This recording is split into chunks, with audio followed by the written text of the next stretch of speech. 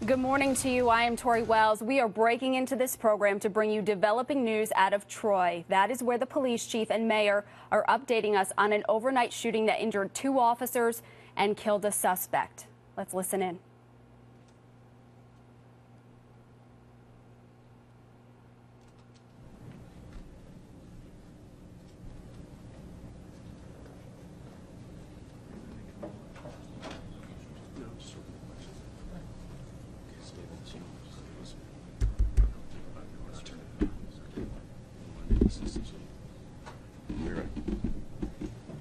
Good morning, everyone. I'm going to give a brief statement of what took place last night. The Mayor Amelia will speak, and then we will open the floor to questions. All right. So at approximately in the 10:45 last evening, our officers responded to a call of an attempted carjacking in the area of 113th Street and East Park Place in Lansingburg. As the call was given out, Officer Joshua Comatel was in the immediate vicinity and observed a suspect matching the description. Officer Comatel radioed for assistance, began to follow the suspect, exited his patrol vehicle, and followed him on foot. As he was doing so, the suspect started to pick up his speed into a run. Officer Comatel continued the pursuit. At that time, Officer Chad Klein was responding to assist, came up 112th Street, turned on to 112th Street from 5th Avenue, where he ran into the suspect and was shot at point-blank range. The bullet hit him in the back of his shoulder. Officer Klein then turned his vehicle around, exited the vehicle, and took cover. While this was going on, the suspect engaged Officer Comatel, who was across the street. Multiple rounds were exchanged. Officer Comatel was shot in both legs. Both officers are currently at Albany Medical Center Hospital. Officer Comatel underwent surgery this morning. More surgeries are expected. And Officer Klein's being monitored as we speak. The suspect, due to his condition, was taken immediately to a local hospital where he was pronounced dead for multiple gunshot wounds. And now, Mayor Amelia, come to the stand. Thank you, Chief. First off, I just want to extend my thoughts and prayers with all that were involved in last night's shootings and to their families. I want to thank all the multiple agencies who responded to assist in last night's investigation.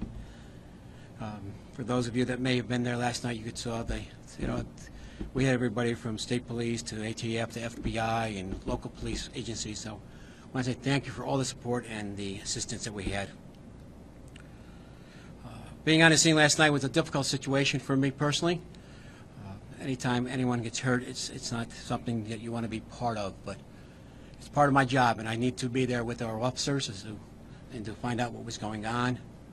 And then I had the opportunity to actually go down to the hospital after and to visit with them and to meet with their families and speak with them. We definitely continue to support the department. We have the utmost confidence in what the Troy Police Department does under the leadership of our Chief, John Tedesco, for their abilities and the way in which they handle it. As you know, this is an ongoing investigation, and there would be a lot of things we really can't comment on, but I can guarantee you the amount of information that was gathered in a short period of time was phenomenal. It just goes above and beyond anything I could have even imagined. So I want to give kudos to our officers and the officers from the Albany Police Department and anyone else that helped to gather that information.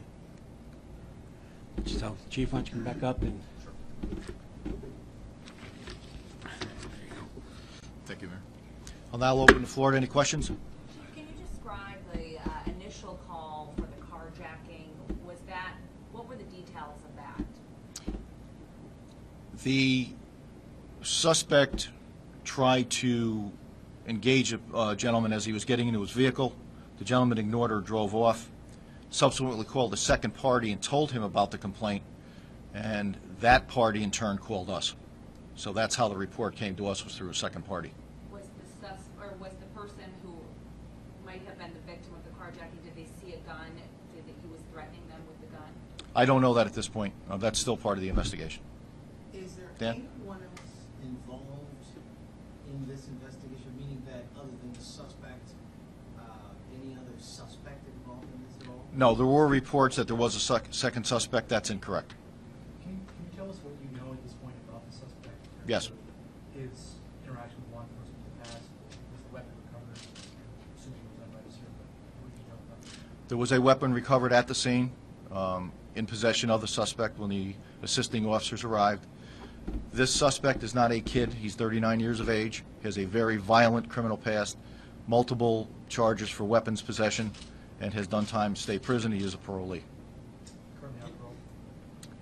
I'd have to check the sheet. I know he's a parolee.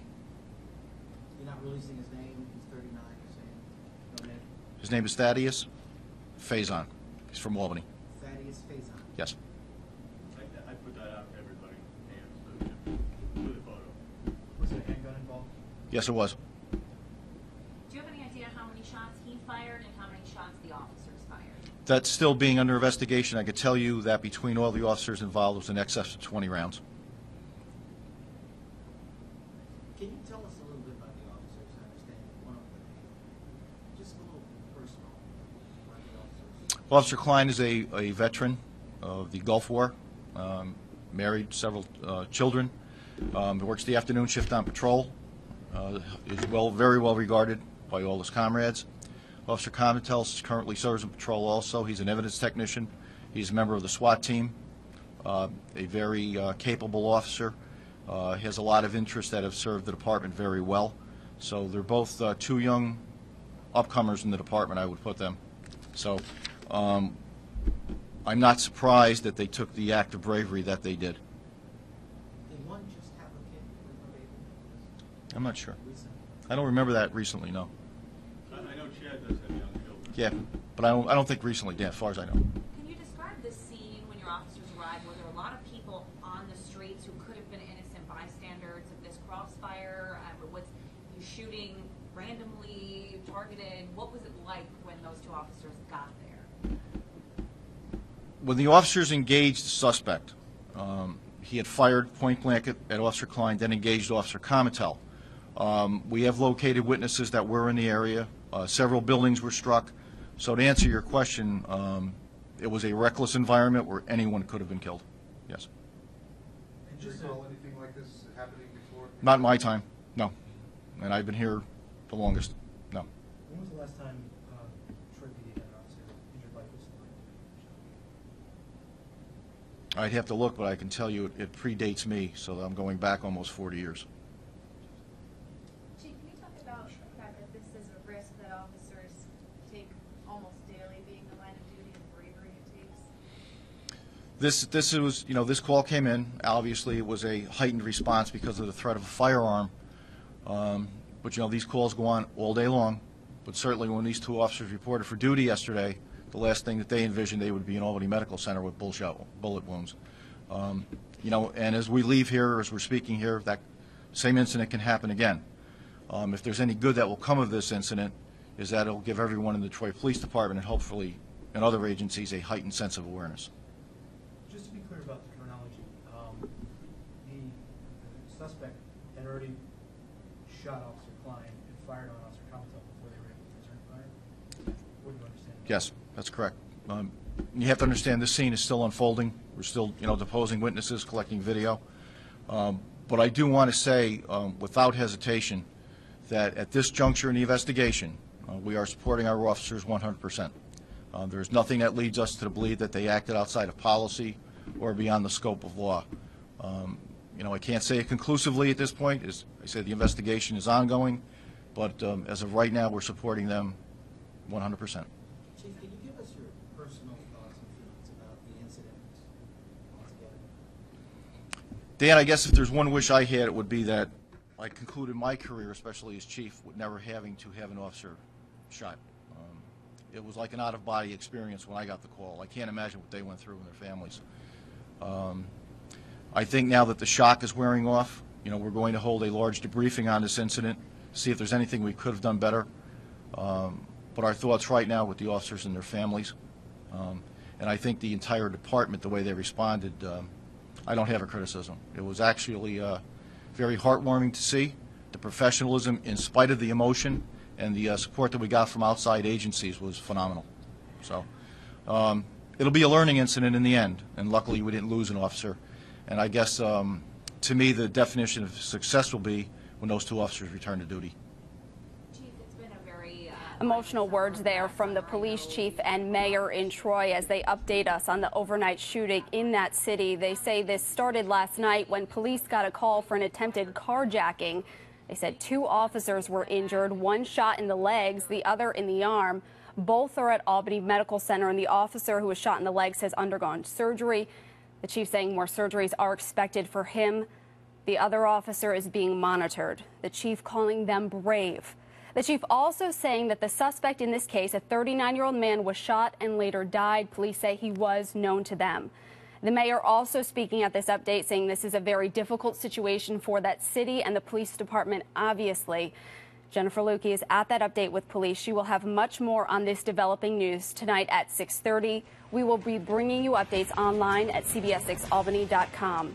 Now back to your scheduled program.